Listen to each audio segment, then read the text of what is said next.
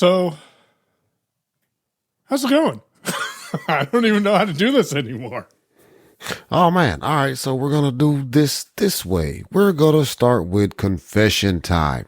First, shout out to our listeners. Thanks to everybody, man. I hope you enjoyed the episodes with Steven. Thanks to Steven Scott for spending all that time with us. We got some good content out of that, I feel. It was a late night. It was late night for us. It was early morning for him. Sure. I mean, it was super late night for me. Not as late as it would have been if I still lived in Atlanta, but By the way, it was levels late. okay? Yeah, I can hear you pretty good. Okay. Pretty good? I don't like the way that sounds. Yeah, maybe bring yourself up a bit. Okay. That's kind of what I thought. That should be a little bit better then, possibly. Mike is doing something different, but we're going to get to that in a second because first we're going to start with confession. So, Okay. because I don't listen to the show, I don't know what Mike leaves in most times. But before Mike left, well, not left, but before we had to start putting in pre-recorded content because Mike wasn't actually gone on the cruise that whole time. That would have been a hell of a long cruise. Right. I told Mike, I said, man, when you get back, we're going to have the technically working website up. That site is not up. Oh, Now, it's funny you bring I have that up. excuses, but I'm not going to make excuses. I'm going to tell you the site's not up. That's just the bare facts of it. There are reasons why it's not up, but to me, those are somewhat excuses, somewhat just reality of life, but the site's not up yet. So I want to, put that out there because one reason for this show existing and being technically working, shout out to Sean for figuring it out. Finally. Is accountability, right? Now, I don't know if that conversation or me saying that made it into the show, but it's not up. It'll be up. It'll be up sooner rather than later, but life kind of got in the way. And the main reason it's honestly not up at this point, and the reason that your own pay is not back up either, is because I have been, the primary reason more than anything is exhaustion and a little bit of carpal tunnel coming back. Oh. Longtime listeners will, well, I won't even say longtime listeners, because I think this may have actually been a DM series conversation. Oh. Where we talked a whole lot about ergonomics and your keyboard. And sometimes when you start to feel pain, take a break from your keyboard. It got on me real bad like a week and a half ago. Before I went to Houston, I was in Houston last weekend. So before that, like it was bad in my right, and just my right hand, but it was bad. I think some of that coming back has been because I've been using my laptop in very random places and not just sitting at my desk, but like sitting in the recliner in the living room and on the van. And there's a lot of laptop usage going on is what I'm trying to say. And places not my desk. So yeah, I had to back off of just touching the keyboard for a while. I And think I voice probably took control like a just 2 or isn't 3 there day break. yet. It's not there.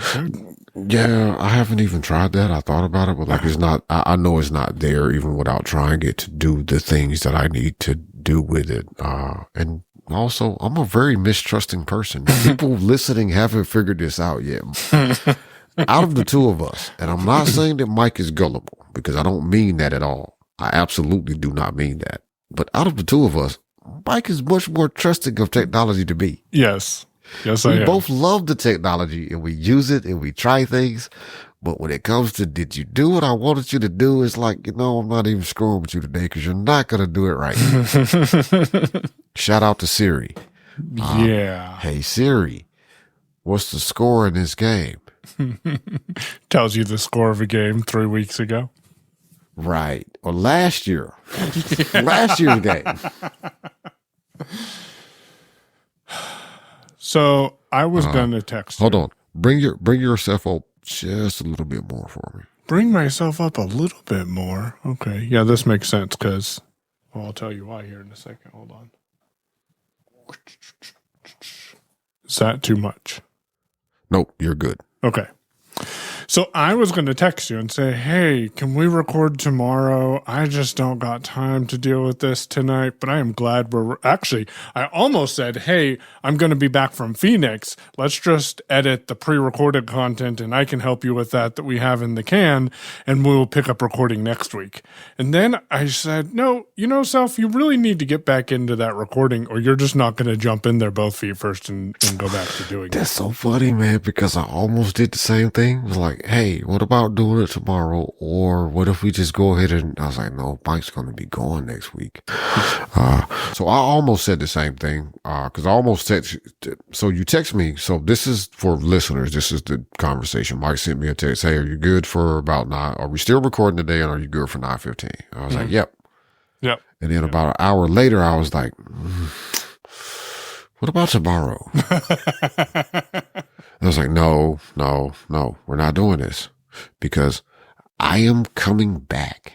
I'm getting back. I'm nearly back to where I used to be productivity wise. I have to work up under, I won't say constraints, but I have to be aware of limitations. That might be a way to put it, and not limitations from I don't know. Listen, I'm going to go down a little path and then we'll get back to Mike, what Mike was going to tell us all about, because I'll remind him of what he was going to say, because this all stems from that. Here's something that I have been struggling with, and I think I may have talked about it on the show, but again, because I don't listen to the show, I don't actually know what I said. You should try that. After I said it, I don't know what I said it. Yeah. Except that one time I got caught up listening to a show because I listened to an episode that I wasn't on, and then I listened to more stuff and I was like, hey, this is a really good show. Just in case you're listening and you didn't know, this is a really good show, man. Like, it is really good. And when I say that, like, I legitimately think our show is on par with the other shows that I listen to. We're good, man. Like, we're really good. I'm going to pat us on the back for a second. Okay. That makes one of us. Oh. Man, listen. I got to talk about the show at one of the conventions, just saying. But finish what you were saying. Don't let me forget about that convention person. Yeah. But let me go back to patting us on the back for a second. Because this is important. I think it's important to recognize when your stuff is good. Legitimately, I was listening to our show and I got caught up in an episode that I just did. I knew what was going to happen. I knew how it played out. I knew the conversation. And I was like, but I still was engaged in the content. So for me, that is a bar. And I look at it this way. And yes, I am patting us on the back very heavily right now. But the fact of the matter is, our content is good. When it comes to some of the other stuff, we're still working on that. We ain't did this. We ain't got that done, but we're getting there. We're working on it, etc. And that's going to be more a part of this conversation today. But our show is good. All right, you got to beep that, Mike. But I tried to leave a pause because I was trying to think of a different way to say it. But no, our show is good, man. We have a great show. But I want to run down a pathway really quickly just to kind of expose people to a little stuff. And maybe somebody has some feedback that can be helpful. Or maybe Mike has an idea that can be helpful. Dude, my exhaustion level is stupid. Like, I have so little energy day by day. Like, I would say for the past 2.5 months, I probably got it's a good day if I got a good 6 hours of solid work I can do before I'm like, I need a nap. Yeah. And then that nap turns into like, shit, I'm just going to wait until in the morning to get up. I'm sorry, I just cursed. And then the sleep is awful. Like, I can lay down, I can go to bed. Like, when we get finished recording, I'm probably going to go in, put up some stuff. I'm going to get into bed. It'll probably take me about 30 to 45 minutes to actually fall asleep. It's going to be awful sleep up until about 4:30 a.m. 4:30 a.m., that good REM, like deep sleep kicks in. It's like, but the alarm's going off at 5:30. So really you need to get a good night of sleep, which might help you with the energy levels, which then might give you the ability to go to sleep. I would try melatonin gummies. Okay. I'm, You can I'm get them from gonna. Costco or Amazon, but I get mine from Costco, and I take one. I think they're 10 milligrams. They might be fives, but it doesn't make you sleepy like Ambien does, where you don't know what you're doing, but it helps you with that falling asleep and staying. It helps me with that falling asleep and staying asleep thing. I'm gonna try that. I will absolutely try that. I have a plan to go to Costco. Probably not tomorrow. It'll be sometime in the next 2 or 3 days. I will get to Costco. So I will absolutely try that. Because I've been trying everything I know to do just kind of on a basic level of like, okay, well, we're going to wrap up work at this time and then we're going to relax and then we're going to go to bed at like 9 o'clock or 9:30. And there are sometimes I get into bed at 9:30, 10 o'clock and like I actually go to sleep, reasonably quickly. Right. But then there's that gap in the middle where either the sleep isn't good or I'm just awake. And that just drains everything. And it's just an endless loop of not being able to get caught up. The other thing, and we say it jokingly, but I'm saying it seriously, talk to Doug, because he went through this for a while as well. And he may have some suggestions for you. But Doug also doesn't sleep very much either in general. So I'm used to being that person. Yeah. So physically is something I know I need to adjust to because I'm like, this is killing me. Like I literally have like like I said, a great day for me is like 6 hours of just solid work. And then even at the end of that 6 hours, it's like, okay, you better take a nap or you're going to start going stupid. But I'm used to being the person that I can work until 12, 1 o'clock in the morning, go to sleep, get up at 6 and still have a productive day. And I jokingly say a lot of times, I'm like, I'm just getting old.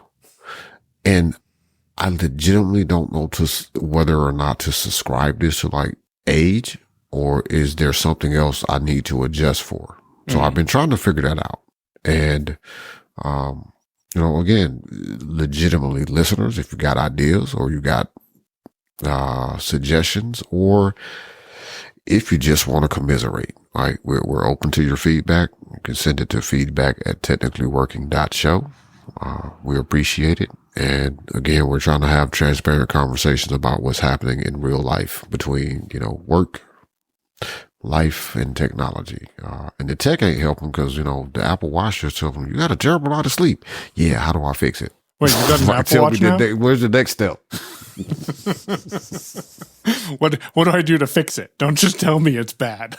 Like I know it was terrible because I woke up at 3:45. Like I should get up and do stuff, but it's like there's actually legitimately nothing relatively productive to do at 3:45 in the morning. Because the only thing I'm thinking about is like I need to get ready to go do machines right now. It's like I can't even get in the freaking storage facility at this point. So what am I doing? Yeah. So try to go back to sleep. And 4:30, I go back to sleep. And like, that's when the good sleep happens, right? That's when the alarm goes off and you're like, man, shut the hell up. I'm not hearing this today. I'm sleeping. For what? Like the good sleep is like that whatever time I get into bed, whether it's 9:30 to 11:30, whatever, like whatever time I actually get into bed and go to sleep, like between that time, like that sleep is not good sleep. I may be asleep for most of it, but it's not good sleep. But that I would say 3:30 to whenever I actually drag my butt out of bed when I'm supposed to be out of bed, that is like the best sleep time. And it's like, if I didn't have to worry about doing anything until 10 o'clock in the morning, if this was happening to me 4 years ago when I first started working for AT guys, and that's mostly what I was doing, plus the consulting, with Bedrock, like great, excellent. Yeah. But, I was out of the bed at like 5:30, 6 o'clock in the morning those days. And like, staying up till midnight, 1 o'clock. Cause you'd text me at like 10 or 11:30 midnight your time and be like, hey, I just did this and I just did this. And I'm thinking in my mind, shouldn't you be asleep right now? Maybe I'm an old man because I'm going to bed at like 10 and he's up working till midnight. And then he's up again at like 5 or 6 this time. Like, when this guy sleep? Yeah. And it's tough because I've always been that way. And like now it's like, I have to make an adjustment of some sort. I know. But first, what is that adjustment? Second, there's the mental, what's the word that I'm looking for?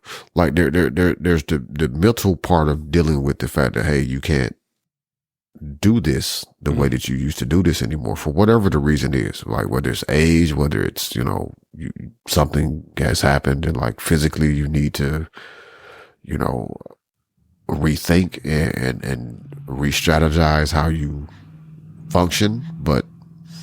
And I've been a firm believer, and we talked about that in the DM series. I've been a firm believer, or at least a understander of, there are days where you're going to be more productive, or there may be for certain people, I think for all people, honestly, there are times where you're more productive than you are going to be at other times, right? For some people that starts early in the morning, and that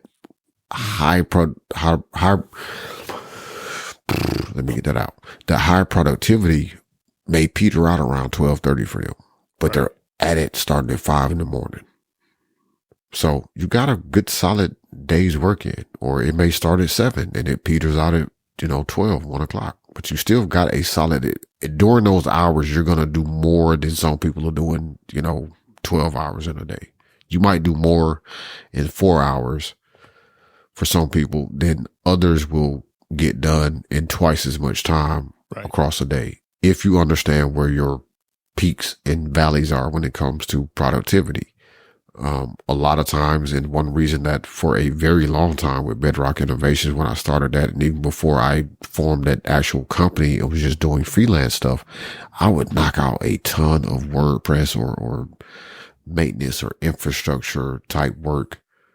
And when that productivity was kind of petering out as far as the focus for that particular type of work was gone, that's when I would do the admin type of stuff, like, replying to people's emails, answering your questions, or, giving you options of what you would do, right? There, you just kind of move your work around so that you get the more thought intensive things done when you're at peak level, and then to kind of, make work, like, the type of things that we would assign to AI when it's reliable enough to be like, hey, I'm just going to tell you, here are the things that need to be done, and you go handle those things, right?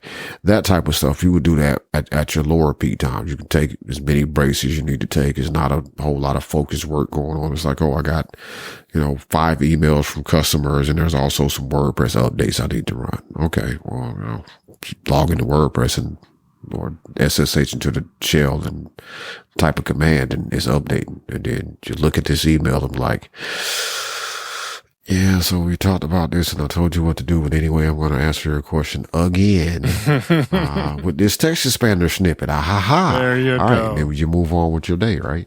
Yep.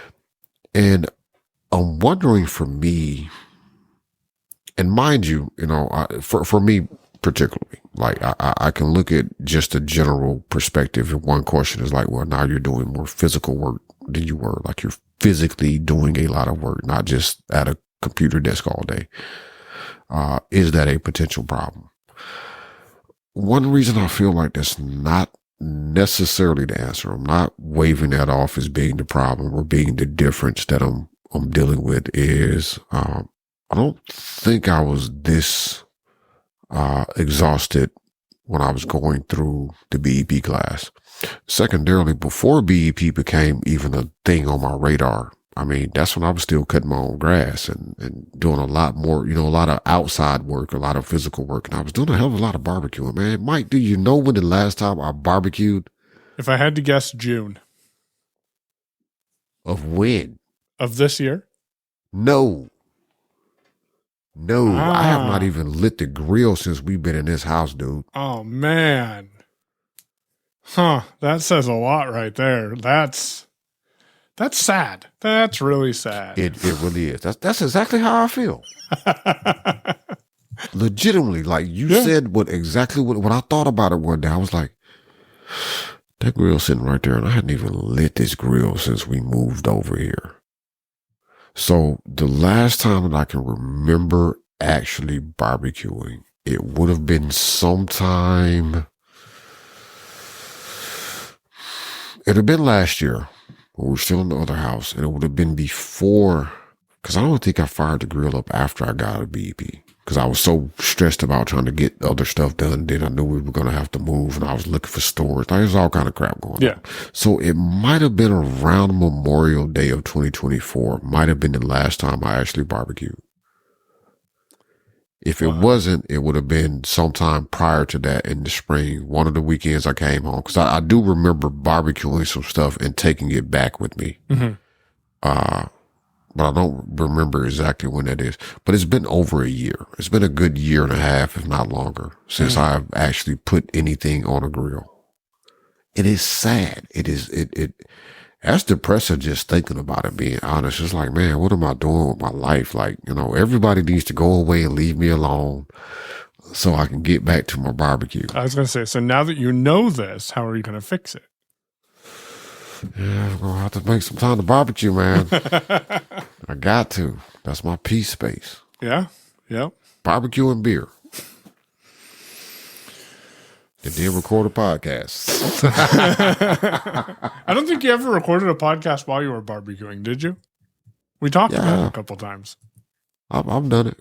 Oh, what? Like at the grill? No, not actually. Okay. No. So the grill was still like, I was still smoking. Like I think I had a brisket out there a couple times. Yeah, no, I've never actually been outside. No, I've never been outside, like, barbecuing and we're podcasting while I'm physically doing something. No, that would be a show to do, though. Maybe that's what we do one of these days. So it makes you barbecue, although you'll be barbecuing at 9:00 at night. So, I mean, that's barbecue life, man. That's what you do sometimes. Look, man, we have finished recording, and I've said it. Probably, I don't know if it made it to the show, but like, hey, when we're done, I'm gonna put this brisket on, and I'll stay up with it for a couple of hours. And once I feel confident that the fire is gonna do what I needed to do for a few hours, I'm gonna go in the house and take a fucking nap for about 4 hours, and then I'm gonna get up and go check on it. Shout out to the meter, because those alerts with the meter, that I only start doing that. Well, I'm lying if I say that, because there's been times I've taken naps too, because there's a brisket. Like, 15 hours on this brisket, man. I'm going to the house to take a nap. Man, we had some brisket on the cruise ship, and I was highly disappointed. And I didn't even eat it. Mallory ordered brisket, and it was pot roast.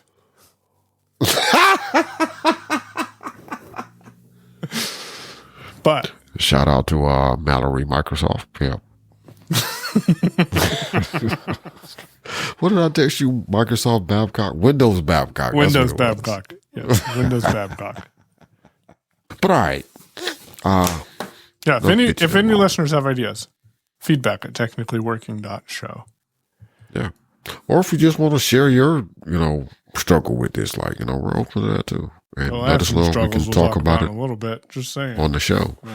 But let's loop back to how we got down that rabbit hole. Back to Mike saying he thought about maybe we should use the content in the can. Yeah. And then because he'll be back from Phoenix. So what was going on with you? So I got back from. Hold on. Before you get there, how was the cruise? Oh, man, the cruise was awesome. I will definitely do it again. The food was okay. It wasn't like top of the line food, but I also didn't go to the steakhouse, which next time I think I probably will spend the $52 per person and go to the steakhouse because everyone ranted about it. It was nice to be able to just, get out and relax and I almost should not have taken advantage of the free Wi-Fi to use Ira. Although there was a time or two when I was thankful that I had Ira, but I had Wi-Fi, which means I was still checking email and forwarding Damashe emails. And he texted me and said, "Michael, stop checking emails while you're on your cruise." So Mike made me buy a thing while he was on a cruise, which is not fair at all. Not fair at all. Stay Mike's tuned. On a cruise. He forced his email to me. Well, I'm going to tell people what I bought because I said, and part of the reason I bought it for two reasons. Number one, because I said on the show, if Zoom were to make a P4 or a P something that was accessible, I would go buy it. And they released the P4 Next. So if people don't know about this, this is the PodTrack P4 Next. It is pre-order right now from everywhere that I have looked. Yeah. That includes Sweetwater, Z-Sounds, and Zoom themselves. But you can order it. You can pre-order it. Mike had the P4. Like a year and a half ago, maybe 2 years? Maybe 2 years ago. This is a portable, it's a small, compact, portable, podcast. It's designed by Zoom for podcasting. 4 mic inputs, 4 headphone outputs, which is, you can do some ridiculous stuff with that if you really want to kind of, use wires and you don't have 4 people there that need headphones.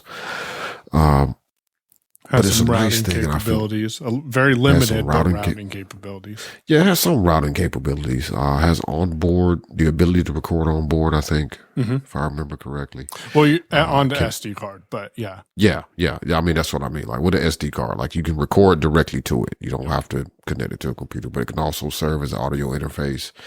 Batteries powered or powered off a USB. Audio clips for What'd you say?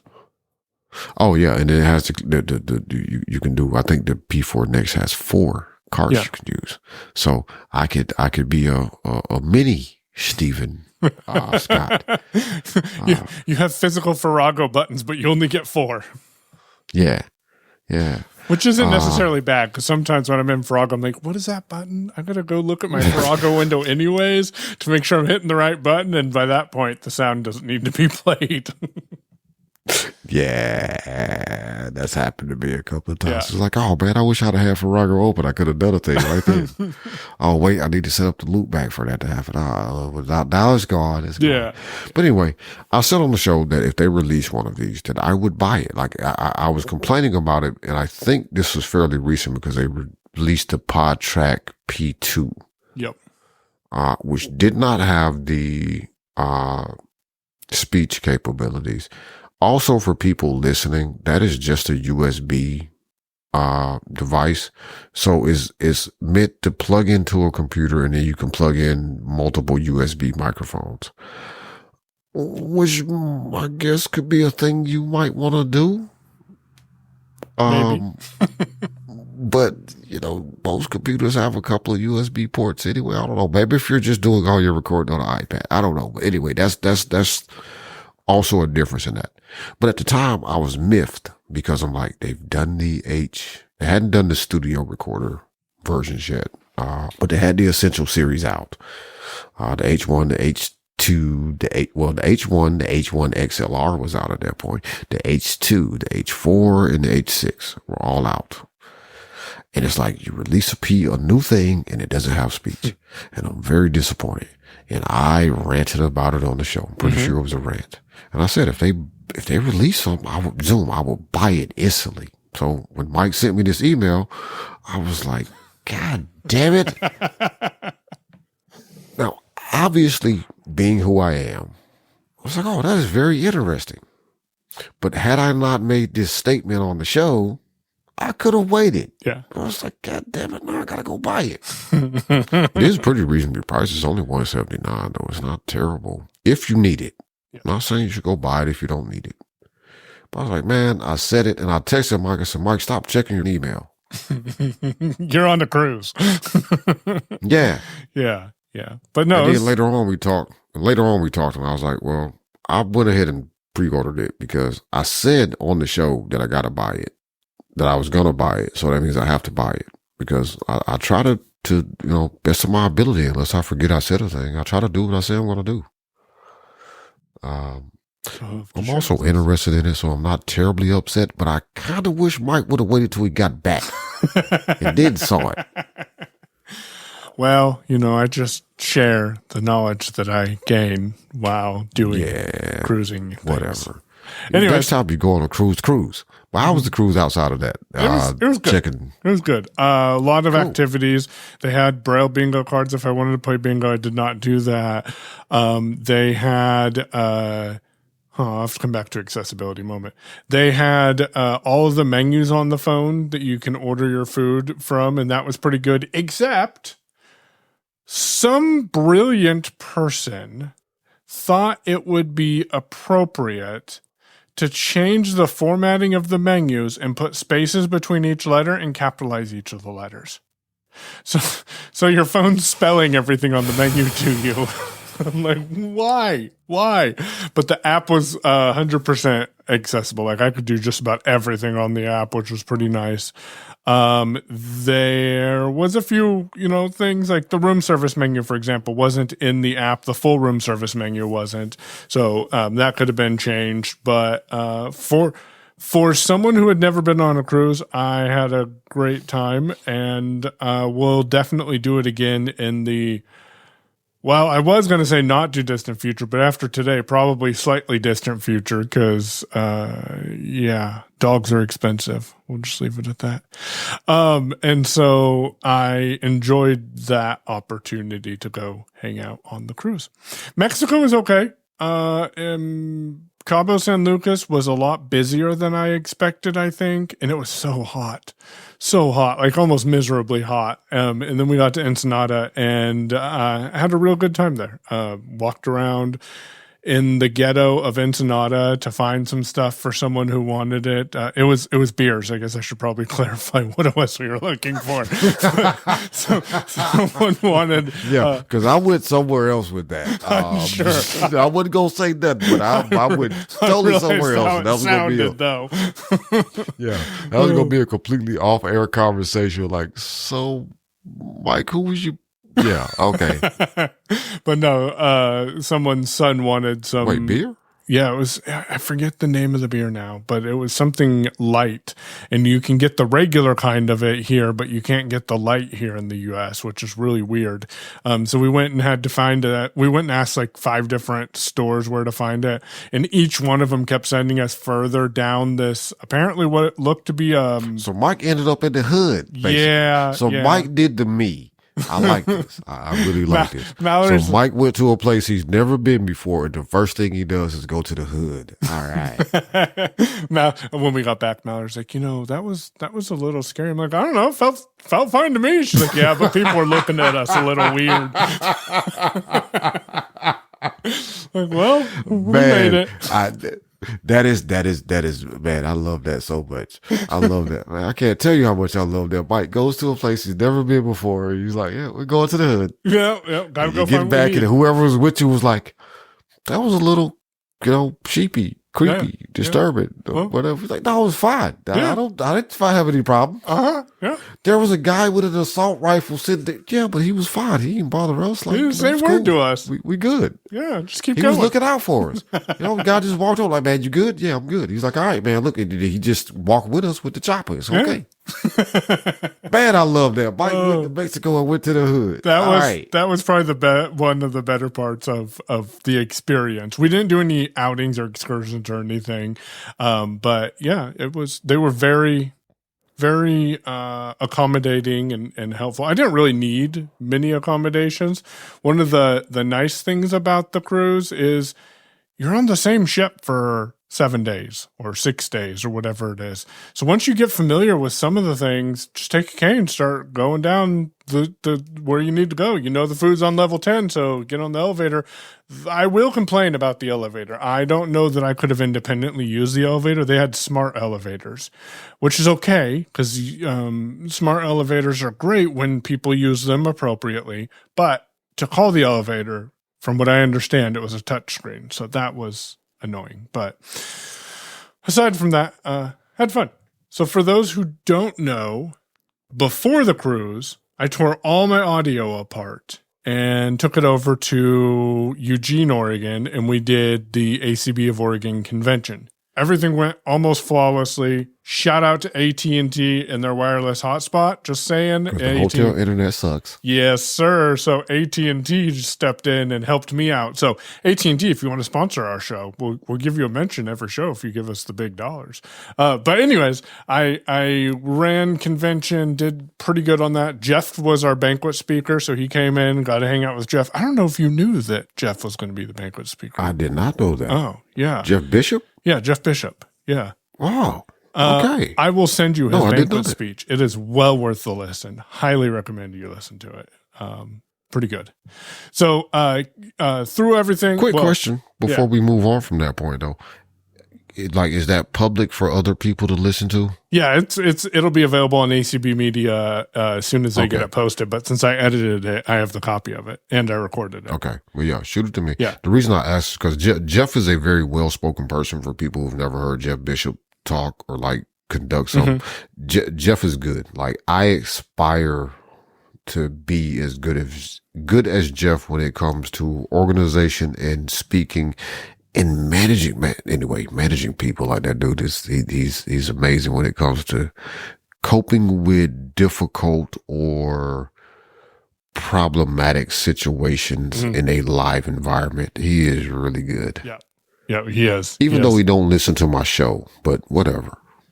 See, I almost gave him credit and said he does, but he does not. He does not. And if he does, prove me wrong, Jeff. Just saying, prove me wrong. Shout out to Jeff, though. Either way, Same for Doug Langley. Yeah, yeah. So carry on, man. We should probably say shout out to Doyes because I know Doyes listens to the show. So hey, Doyes, just saying. Shout out to Doyes. So we went and once the convention was over, by the way, quick side note, because we are technically working, the speaker that I bought worked great. Mallory hated it because it took up so much darn room. So we, all that audio worked well. I recorded locally to Audio Hijack and then sent audio into Zoom. We used the Shure microphones, which, by the way, I have not initiated the return process on, so I guess I'm going to probably end up just paying for these things because they were pretty solid and they worked well and they sounded fairly good. They were a little hotter than I expected at some points, so I noticed that in some of the recording, but I'd say for the most part they worked out pretty darn well. And so I put a lot of my equipment in the back of someone's van, and he brought it here, and Ben got it out, and kind of like the speaker's still sitting behind me.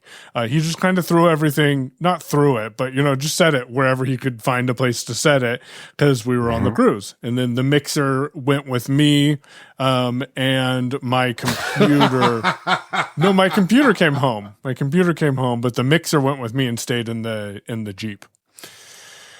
And then I got home from the cruise and we did a thing. We bought a truck, but that's besides the point. We moved everything over, got home in the truck, and then I unpacked everything and I put it on my desk, and that's as far as it got. Notice I didn't say I put it on my desk and I hooked everything up. Nope. I just set it all on my desk and I'm like, I'll deal with that later. And then I went to work and did work stuff. And then, that following... It was Saturday. Oh, okay, go ahead. Oh, no, I was going to say that following... So I didn't have to record our weekly videos because I came back home on Monday night and we record our videos Monday morning. And then I left for the Washington Council of the Blind on Wednesday, midday. So I didn't record on Friday, which is our other day. Oh, yeah, this is still last week. Okay, yeah. Yeah, you're still behind a week. It's been a couple of weeks. And then I came home and I was supposed to record a video and I'm like, oh man, I can't get my audio to come out of this into the headphones because by this point I'd kind of hooked some stuff up. And so I said, insert your favorite explicit here. I'm just going to use the built-in microphone on my Lenovo laptop. Which doesn't sound horrible. It doesn't sound the best, but it doesn't sound horrible either. So I recorded that video and then moved on with my day. And then yesterday, same thing, because I hadn't had to record anything. And I needed to record a video yesterday. I'm like, you know what? I'm just going to do this. And then this today, Titan, my guide dog, had an abscess tooth, which means his head was all swollen and he was in a lot of pain. So we took him to the vet today and paid emergency vet fees, which are not cheap. But before that, I had the Southwestern chapter meeting. And so I did that. And then I went to the vet and we ended up spending 3 hours at the vet and are going to get a bigger bill next month. But that's besides the case. Technically Working.show. There's a tip jar there. Technically Working.show if you want to be a tip jar supporter, right?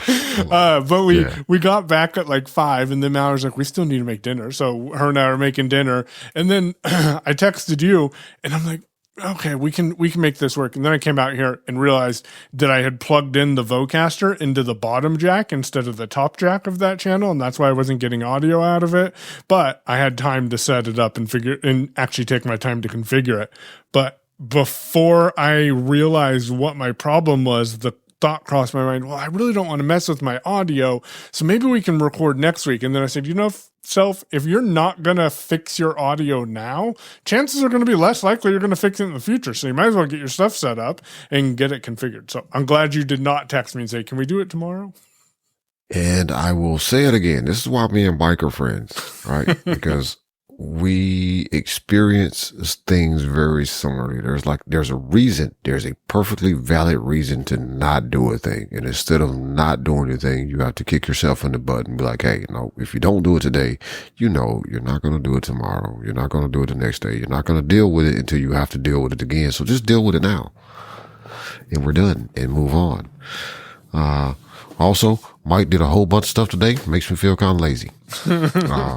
I will say I am not using the boom mic. It's still in the back, or the boom arm. It's still in the back of the truck. I'm using that little mic stand you sent me because that's working for me, and it's sitting on the desk to the left of my keyboard, and I like it. I think I miss my boom arm, but I like it. It works. So now you see why I thought it would make a good travel stand. Yeah, for sure. Now I will say, I appreciate being able to adjust the height of the desk because I don't want to bend over to talk to the microphone. So need a couple of books or something. There's a little twisty thing knob. There's a knob near where you put the mic on. So if you loosen that, you can raise the mic up too. Oh, like that extends out a little bit more. Okay, yeah, I'll have to play with that because but it's pretty handy. So that was my adventure. Sent you something where you got to hunch over the microphone, dude. Come on. That was my adventure, but you had an adventure as well and met some people at a convention.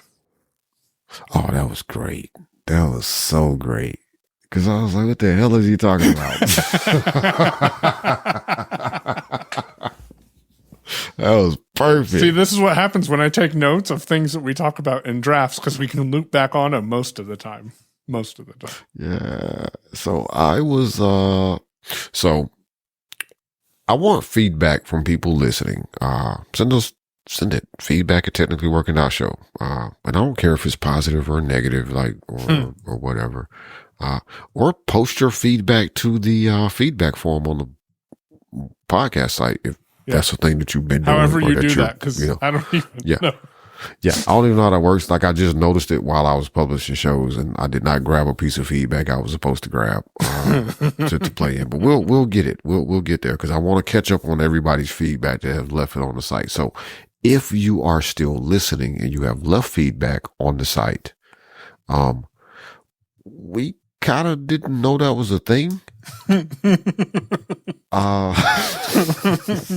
I thank just you. happened to stumble across it. So thank you for the feedback because I did look at all of it that was there. I just didn't grab it because at the particular time I was trying to do something else that was kind of infrastructure based with the show, and also make sure I knew how to publish a show and schedule a show and all that kind of stuff. But I'm curious what people think about the edits that I did. If the show was okay with Steven, what you thought. I think we had some really good content, but as I stated earlier, we have a really good show, dude.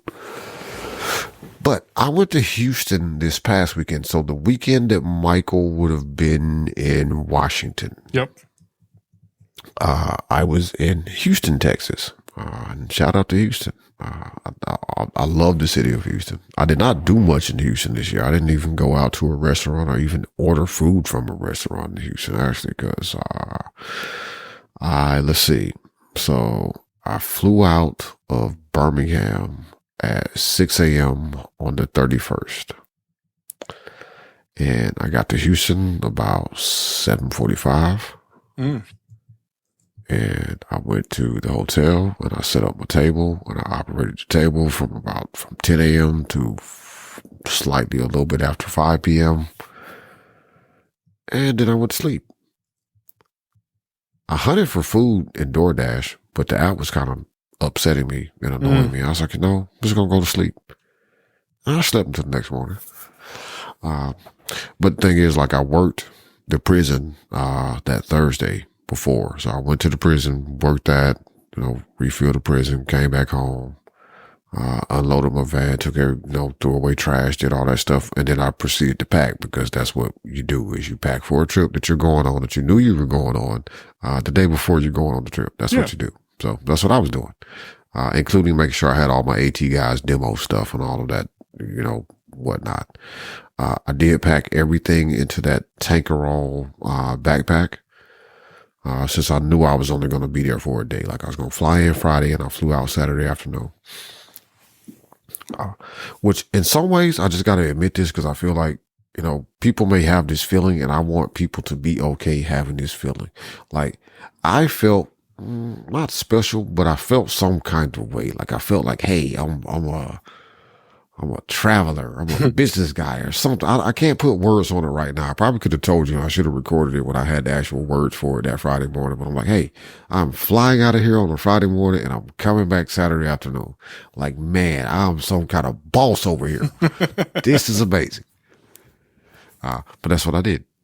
And like, I worked the day before, so it's not like I just sat around and did nothing the day before I flew out of here. Like, I actually went down to the prison and did the whole prison with my mother, and came back, and I packed my clothes, and I ironed a few things, and I packed up all my gear, and I toted that heavy Stormbox Blast 2 in a backpack.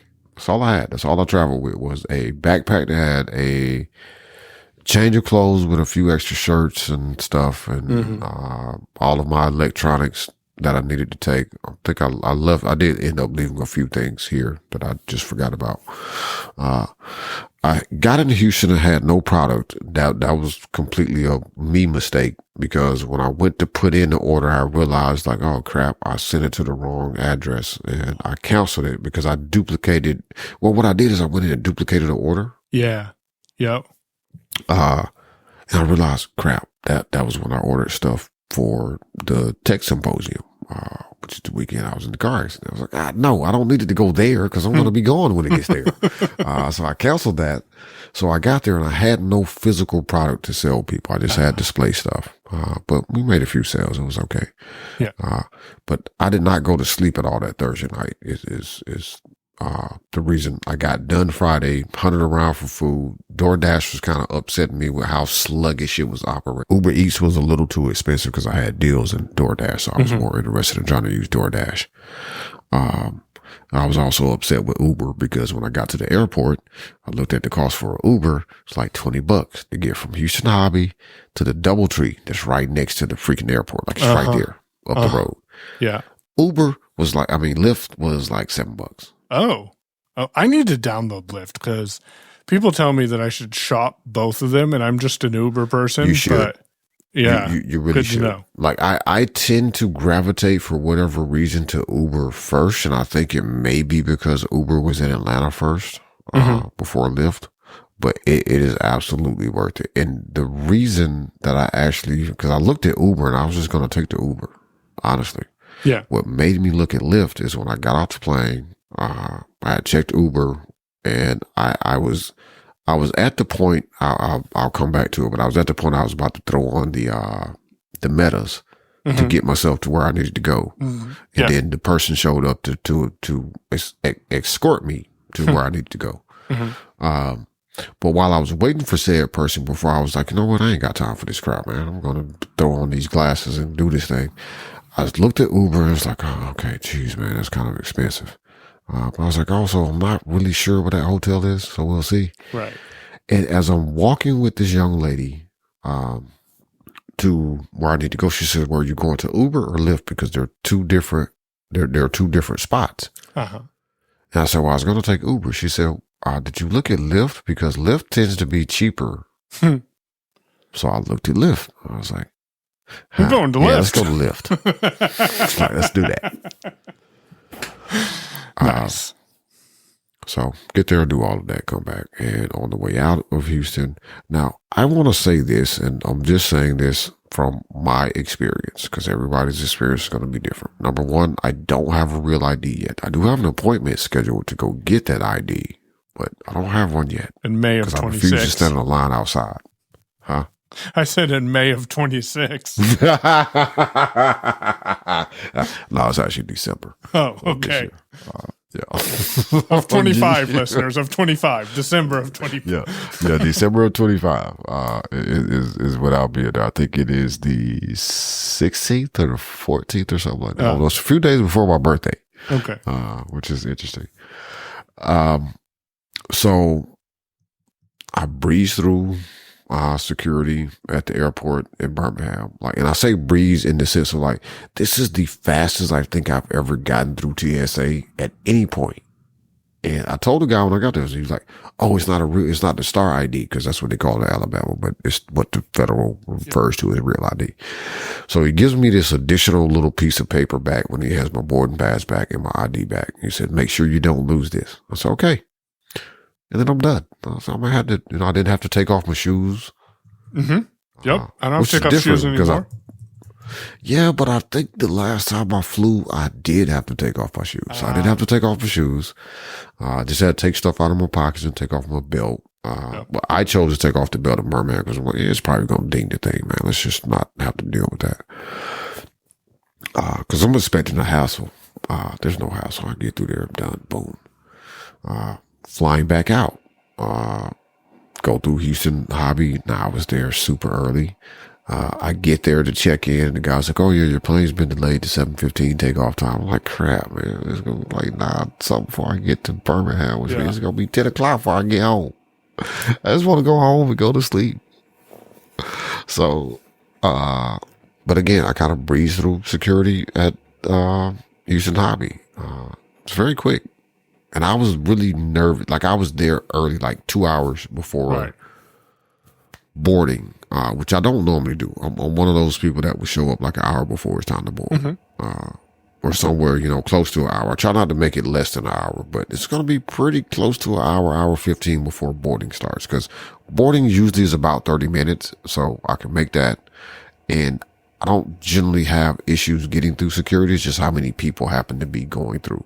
Yes. Now, I'll tell you something. Birmingham Airport at 4 o'clock in the morning, ain't nobody there. It was great. I was like, I could kind of get used to this, other than the fact that if I lived in Atlanta, if I live in Atlanta, which means I didn't have to travel an hour or so, hour 15-ish minutes to get to the airport, like I did from here, I'd be all about this, 6, 7 o'clock takeoff time. Having to get up and leave my house at 3 to be there at 4 for a 6 o'clock. I ain't about that right there. I ain't built for that. I'm not going to even lie. I might rent me an apartment, or I found an Airbnb in Birmingham to stay overnight. So I'm like, we ain't doing this too often. But while at the convention was good. I didn't really get to attend anything because, again, when I got done that Friday afternoon, because I did not, and I was up at 5:30 Thursday morning. So from 5:30 Thursday morning until about 6:45, 7 o'clock Friday night, I basically got no sleep, except maybe a nap. Well, I did kind of nap on the plane flying down there, for what it's worth. So I would sleep. Got up Saturday. And, when I had coffee, and then went and did the exhibit hall, and then left and took the flight back or whatever. And I took a Lyft from the airport. The Lyft turned out to be cheaper than Uber to get from Birmingham, Shuttlesworth Airport to my house. So I did that. It wasn't as bad as I thought it would be. It's like $94. Okay. I paid like $90 to get home, to get back to the airport from Long Beach to LAX, to our hotel in Los Angeles, and I balked at that price. And then someone else rode with us, and so it was a lot lower. But then we were talking about cabs and stuff like that. I'm like, I guess it's not that bad, but yeah, that was a $90 Uber trip. But that's what, an hour or so ride or more? Yeah. See, that's kind of how I kind of measure it. I'm coming from one city going to a whole nother city. And it's not that that weird big city thing where it's like you're going from one suburb of this city Yeah. to another suburb. Like, it's like you're literally going, you got to get on the highway, you're going to go, you know, what I know takes an hour, 15-minute trip to get me to my door. It's like $94, man. You can have that. You I'm got cool. it. Because And you'd have to inconvenience anyone else. That's the other big thing. Right. That's the other thing, right? And with the flight being delayed and all of that, that would have really screwed somebody over. And I honestly didn't have a person, to be legitimately honest about it. So that was kind of my options. Yeah. But yeah, that worked out better than I thought it was. I really expected to spend over $100 for that trip. Like, so give me $94 and the guy was there in a couple of minutes and I'm out of here. Like, yeah, I'm good. Nice. Like, I don't want to do it every day. It's not a trip I would take every, like, oh, I need to go to Costco. I'm going to call an Uber. No, we're not doing that. But for that scenario that I was in, like, I just landed on a flight and I need to get home, or again, in a different situation where I need to get to the airport to take off, I would be willing to take that. And you know, JJ does this. Yeah. And now you have an estimation not all the of time. what it is, what it's going to cost you, instead of wondering, well, how much is this going to cost me? But also, it's a I mean, you tax can write-off, always right? look and see what it's going to cost you. It's just like, do I want to do it? But Yeah. again, I think I kind of leveled up in a different sort of way. And it's sort of because I worked all week and then I was like, I got to fly out of here and I got to fly back because I can't stay an extra. I could have stayed an extra night, but I'm like, I got stuff to do Sunday because I got to go see about my rest area. Like, I got business to do. Yep. But it was like, this is just kind of the cost of moving around, but it's not terrible. It's not like it cost me $200 to get from there to here, like from here to there. Right? If it had been something like that, I'd have been upset. I might would have called a friend in Birmingham, like, man, listen, I need to crash on your couch. Or if I can't crash on your couch, I'm going to sleep on your porch until tomorrow morning. Just letting you know it's me out there. Somebody come get me in a car and I can just fill their tank up because it's hella cheaper to fill up a tank than what they talk about.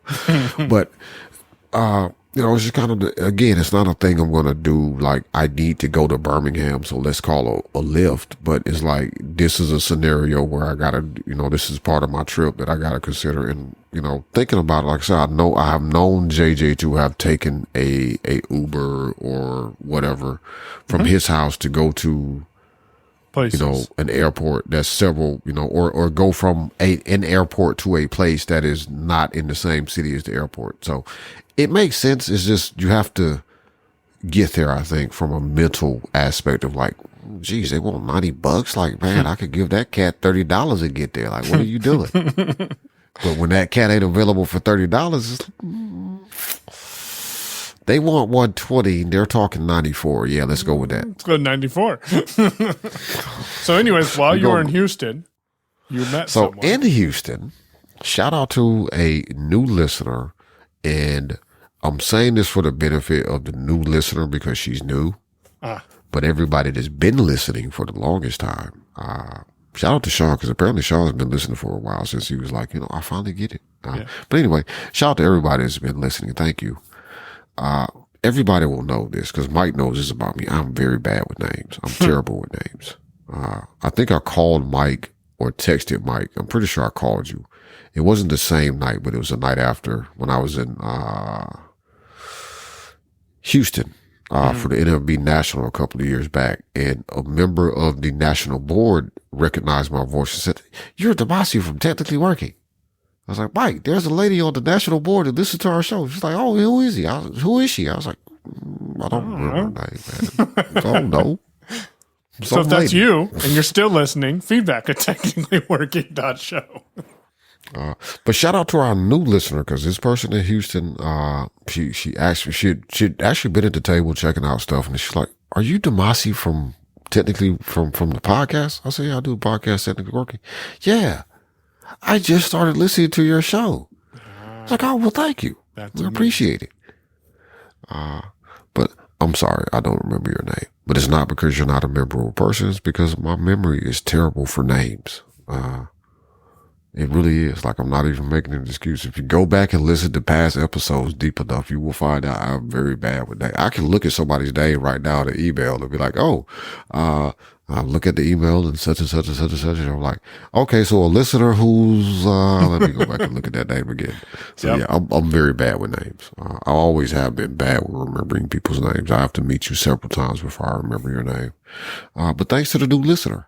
And thanks to any new listeners that I turned on to the show while I was at the convention, because it came up a few times. Yeah. So thank you, all new listeners. And our numbers, as you've seen, are consistently going up. 2 episodes ago, we have 195. Last episode, we're at 159. Whereas those used to be around the 115 to 120 mark. So people are talking, they're sharing, they're grabbing their friends' phones and subscribing them to the podcast. Maybe if you actually did that, let us know how that went for you. I would be interested if you actually did we that. might remember your name. Wait, what numbers are you looking at? Because when I looked, like, we had 200 and something. But those were the episodes when you looked last. So I'm looking at, I'll tell you in a second. I'll give people the total listener download as well, because we do typically share that with you, because they're numbers. And then we'll wrap it up with, unless you have something else, I have something real quick I want to chat with you about. 24,797 listens. E135 published 5 days ago is at 159 listens. E134 accommodation realization. I like those titles. Maybe you should post titles. Is at 195 right now as well. Huh. So if I go to episode lists and I come over here, and I bet when you were looking at E133, Michael Hears Voices, we're at 240 listens. E132 about wireless mics is at 214. And then, so those numbers were up. These are just the most recent 2 episodes. Gotcha. Okay. Yeah. So, yeah. Ooh. E131 Fun with Voices has 260 listens. See? So it just, people are working. My impression is people are working and they get to the podcast when they can get to it, or their podcast app just throws them randomly into our podcast, and that's when the download numbers go up. So if we figure, people will take a little while to listen to it, which is fine. Totally understand. Yeah, that's fine. I listen to Michael Hears also, Voices. I've got 2 more episodes to listen to. What did you think about Michael Hears Voices? I liked it. I think it came out pretty well. And accommodation realization is in my Overcast feed or playlist. So it'll come soon. So I think out of the 3 episodes of content that we got with Steven, again, thanks Steven. Like he was like, man, we can do this over again, because I just rambled a bunch. Like, no, it was good content. Like, you helped really us, was Steven. good content, dude. You really did. Like, so, he's probably not going to hear this, but, I'll tell him when I talk to him again. Appreciate it, man. We got 3 solid episodes. Like, I don't feel any of it was crap, but that middle one, the accommodation realization. Yeah. That was kind of the deeper Stephen, that was a deeper conversation there. Okay. I'm excited to hear it, because I'm 100% honest. I don't remember 95% of that conversation. Yeah. I told you this too, as I was editing episodes. Like, I forgot we even talked about this thing. Yeah. It's like, man, this is really good content. When did we record that? Do you remember? That was September, I think. Towards the end of September, yeah. Yeah. Yeah, but there was a lot of good, and like, it wasn't, because in my mind, after a couple of weeks of having recorded it, like, I don't remember what I said. Like, I'm not going to remember this episode tomorrow. Like, I said what? I do remember I try to the best of my ability to remember when I say I'm going to do a thing. And I try to take ownership of that. But the overall conversation that we had, like, I didn't remember. So I was like, oh, let's see what I can get out of this content. And I was like, I'm probably going to have to, I told Mike this before he left. I was like, I might have to, like, do a solo kind of random Yeah. Ranty episode or Half of something. an As I episode or started episode, editing yeah. content, I was like, I just got to find a good spot to cut this off that makes sense and then make a logical starting point. Because I didn't want to be like, here's the end of the episode. And it's like, we're picking up the conversation. Right. Like we picked up the conversation, but it wasn't the same topic. It was excellent. Like it was great. Like I got to send Steven, I did not do this and I should have done this already, but I will. Like to me, it turned out to be like 3 really solidly good episodes. Grab the links. And it wasn't the same crap per episode. Well, not crap, it's not, because we don't do crap over here. It wasn't the same repeated information each episode. You had unique content, even though it was the same 3 people. There's unique content each of those episodes. Yes. That is the right way to put that. It was absolutely like each episode by itself is its own standalone episode. If you missed one episode and came in the middle or caught this episode and skipped that episode, like there's not a lot of callbacks. There's not all that type of stuff going on. Like it was great. Like that was perfect, dude. Like Nice. We couldn't have planned it better if we tried to make it work out that way. Right. We just tried to get an episode with Steven. Yeah. And when we were done, I was like, oh, Mike, I think we probably got a good 2 episodes out of this. Yeah. And we also had one in the can that I could have pulled from if I would have had to, but I didn't need to. The 3rd episode is the shortest. It was only 41 minutes. The other ones, man, I was proud though. I wasn't trying to do it. It just happened organically. They were under an hour. One was like 55-ish minutes once I did the intro, outro. And one was like 58. I was like, man, I wasn't trying to make it be that. I just found a logical place to cut it. Like we could not have done it better if we would have planned like Steven, sit down with us and give us what amounts to roughly about 150 minutes of content. Like we couldn't have planned it better. It worked out great. And we're at 1 hour and 12 minutes. So this one will be longer. See? Because that's what happens when we both get back together. Because So it's just us. paid memberships just pro. us. What do you think of it? Because I'm really on the verge of purchasing it for one of the clients that I'm working with. Because I think it's going to help them with or membership management. It's a affiliate of ACB, and Bits is using it. But I'm curious if you've played at all with it, or if you have any inputs on it. So And- I have not. Go ahead. I was going to say, and before you answer that, the reason I'm bringing it up on the show is the way their licensing works is you get 2 licenses for the plus plan, which is what I would end up getting. And then each additional license on top of that is significantly cheaper than just buying another 2 licenses.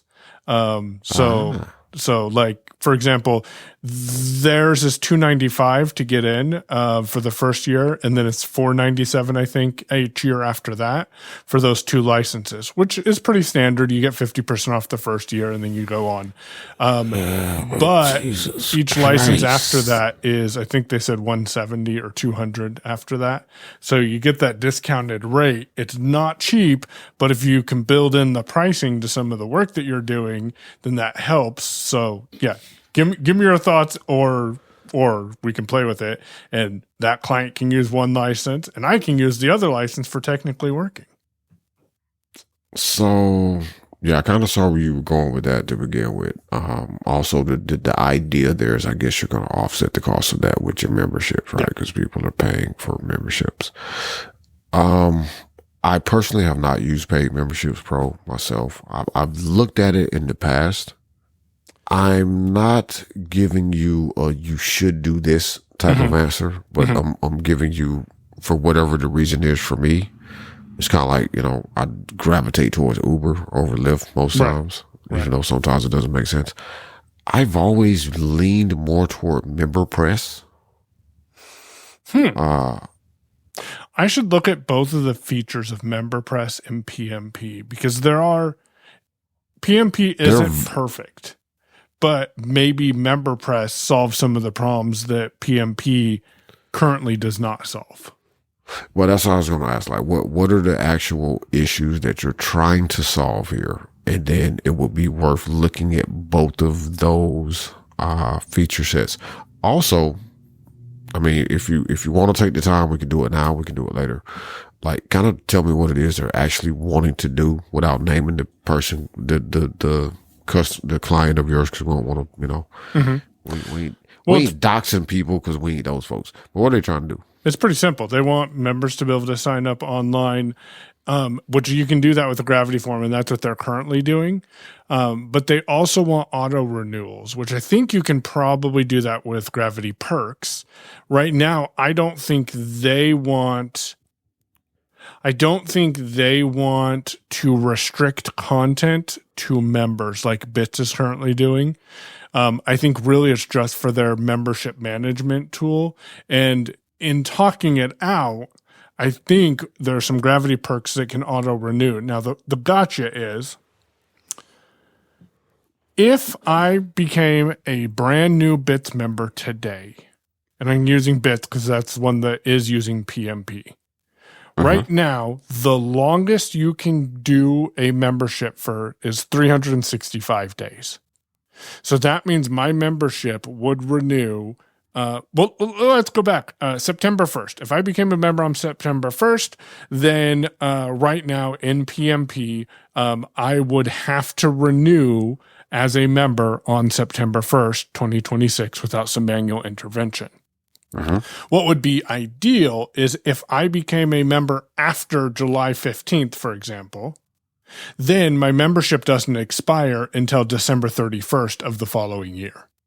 And right now, it doesn't look like that's, and I'm going to chat with their support team too a little bit more, but it looks like that is not doable. And I'm not sure if I think it might be a Stripe restriction based on how long you can postpone a charge for a subscription.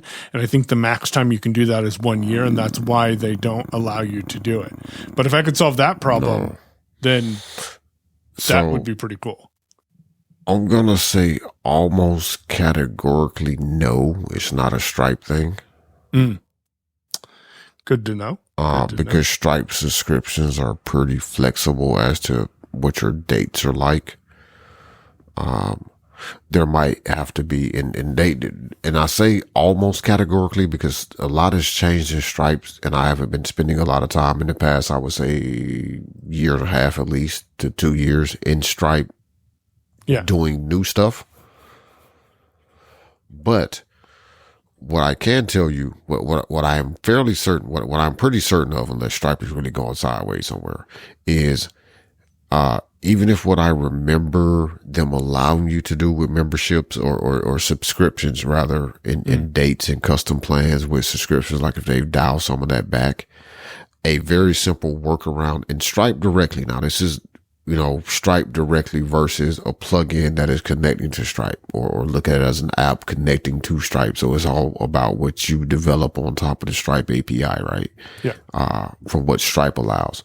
But I could say if you sign up, and for people listening, the reason Mike probably pulled July 15th out of his, out of the air is because that's the cutoff of, like, at this point, you can't vote in certain situations until the following year because you signed up after you needed to be a member. So, and that is to prevent people from bringing in a bunch of people. You know, let's say your elections are October. That prevents people from signing up a bunch of people that are going to vote for them in September. That's what that cutoff date is about for people that might have been like, why did he pull that date out and why is that important? But there is a means to set this up. One way that I can think of instantly off the top of my head, because I know it still exists, is the free trial system, where I can say your first, if you sign up on this date, your date is, you know, after, let's say July 16th through December 31st of the current year, that's treated as a free trial. Like you pay for it, but you get free. You can add time to it is what I'm trying to say. Right. There's ways to flex, even if it's not like a direct thing you can do, there's ways to kind of work around that directly in Stripe. Again, I don't know if all of that is still available or, you know, those capabilities exist across the API, because when I have built subscriptions, for people, one, I'm generally using Gravity Forms, or was using Gravity Forms. And two, I built the subscriptions in Stripe and then just aligned Gravity Forms with that particular subscription plan. So you built it starting in Stripe instead of starting in a tool like Gravity Forms or membership. Yeah. Okay. So there are three approaches I see to this. First question I'm going to ask you is, what's your time frame for putting this together? It is haven't even talked to the client about solving this problem yet. They're not asking me to solve it for them. They've just made comments that you're like, I could solve that It with would be this. nice if. Yeah. Yep. Okay. Gotcha. Okay. So you're in that stage. So that's good. Yeah. That's a good stage. Yep. So here are the things for you to think about. And we can talk about this. We can bring it back up on the show as you know, we record in the future. We will not be recording next weekend for people listening. We have pre-recorded content, and we're not going to even tell you who our special guest is. But I will say that this person is amazing. And you've never heard this person before. You have never heard this person before. First time guest on our show. Yep. And I think this person is actually on a cruise at the moment while we're recording this. They recently got back and did not have as good of an experience as I did. Oh, I need to call them, see what happened. Yeah. I'm very proud of this person too. They solved their problem they were having with a thing without calling me crying, as they put it. But anyway, we can come back to this because we got a little time. So first question is, how much effort do you personally want to put in? And I say personally from a perspective, like how much time do you want to spend building something versus buying an out of the box solution? I want something that has support so I don't have to fix things when they break at 3 a.m. Gotcha. But here's the thing though, if something breaks at 3 a.m., it's still going to start with you. I know. But here are the three things I will look at. I will send you links for the third option. And I'm putting that option third because that's going to require more upfront effort from you. Okay. But can ultimately serve the client better and be cheaper on the back end if it meets their needs. So your first options are look at PMP, look at membership. What did I say it was? Yeah, MemberPress. Yeah. Look at those two things. MemberPress has several different tiers of plans too, so it could, come down to pricing and features and what you get versus what you don't get. Yeah. Also, if you're looking at dealing with capabilities or restrictions, don't forget that Members, which is now owned by MemberPress, but Members is still a thing option too. Where you yes. To at least knock out some of the we're blocking you from this content, or you're restricted from seeing this content unless you're logged in, and you also have this role, right, or whatever. Right. So don't forget that as being an option. That's a very simple drop in versus spending an extra $150 for a license that, we'll give you this capability. It's like, I don't need it in the way that you're offering it, type of deal. The third option is Gravity Forms with some perks, maybe, and honestly, I'm a little confused why people are saying you can't do auto-renewing subscriptions, because it's Stripe that's renewing your subscription. But anyway, we'll come back to that later. Gravity Forms, maybe some perks for some stuff. Now, on your list, I'm going to give you, let me start over. Okay. So with Gravity Forms, you build this starting with Gravity Forms as your basic course. There's Gravity Memberships or something. I need to look at the actual name of the plugin. I will send you a link to this plugin. I've used it on another project a couple of years back. But there's that plugin. Delayed notifications. So I'm saying Gravity Forms, the members part of so people have something tied to a membership in the database. You would use this plugin for that. And then you have at your disposal Gravity Wiz. Gravity Perks. You have Gravity Perks, and you also have, I'm blanking on the name of this freaking plugin. Gravity Kit. The Gravity Kit stuff as well. So again, that solution would require a little more building on your part, but since they're already using Gravity Forms for what they're doing, it may be a more straightforward integration as opposed to buying a whole other plugin. Yeah. Yeah. And it'll work with Gravity Forms, obviously. So yeah. I mean, any of the solutions Yeah. really kind of work with gravity forms, but they're already using it. You're just adding some pieces into gravity forms to customize it a little bit more. That could bring the cost down because, like, with licensing for them, because of how we're handling that to begin with, we can make that a nominal cost. It's just kind of either it's built into what you're already charging them, or it's a nominal cost for them to make sure they maintain access to that license going forward. Right. Yeah. See, this is why we talk things through. Yeah. And since they're not pressing you for this yet, they're just kind of, this is kind of a rough edge, or I wish this was different, right? You're at that stage of the thing where it's more you like, hey, I need to solve this problem before they realize it's a problem. Yeah. You got enough time to kind of research which one is going to be the better option. And I will have to come back and share with people when I get things going, but I'm committed to, in the next 3 months, play with Gravity View a little bit more because I want to build some views and actually get that taken care of. And I think it'll be doable. So I might pick your brain on some stuff. Yeah, Gravity View is awesome, man. Like all the Gravity, there's a lot more than just Gravity View there, but yeah, Gravity View is amazing. And I want to just thank Gravity View for helping me, because using the word view for what they meant, which is you're building what this is going to look like on the front end of people. And the front end people don't even have to be filling out a gravity form. We're just taking data from a gravity form and rendering it out. Help me understand the concept in Laravel that I don't think I would have grasped this quickly. So appreciate it.